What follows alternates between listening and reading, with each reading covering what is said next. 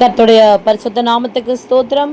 பிரியமானவர்களே, இந்த 277ஆம் நாளுக்கான பாவ அறிக்கை, அது நீதிமொழிகளின் புத்தகம் 24ஆம் அதிகாரம் 17ஆம் வசனம். உன் சத்துரு விழும்போது சந்தோஷப்படாதே, அவன் இடரும்போது உன் இருதயம் களிகூராதிருப்பதாக. ஆமேன். பிரியமானவர்களே, நமக்கே தெரியாமல், அதாவது இருதயம் திருக்கும் கேடும் நிறைந்ததாக இருக்கிறது என்று வேதம் சொல்லுகிறது. அப்படியே நம்முடைய இருதயத்தில் இப்படிப்பட்ட துர்சுபாவங்கள் இருக்குமானால் நிச்சயமாக நம்முடைய வாழ்க்கையிலே ஆசீர்வாதத்தை காண முடியாது. ஆகவே நம்மையும் அறியாமல் இப்படிப்பட்ட சுபாவங்கள் இருக்குமானால் நாம் இப்பொழுது பாவ அறிக்கை செய்து சிந்தையிலே நாம் பெரிய விடுதலையை நாம் பெற்றுக்கொள்ள முடியும். இப்பொழுது பாவ அறிக்கை செய்வோம். ஸ்தோத்திர ஆண்டவரே, ஸ்தோத்திரம் தகப்பனே.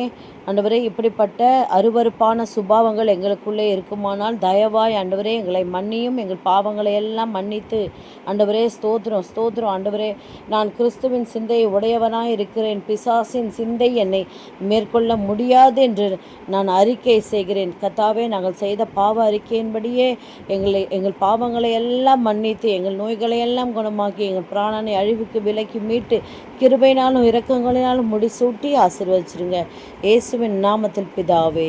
ஆமேன், ஆமேன், ஆமேன்.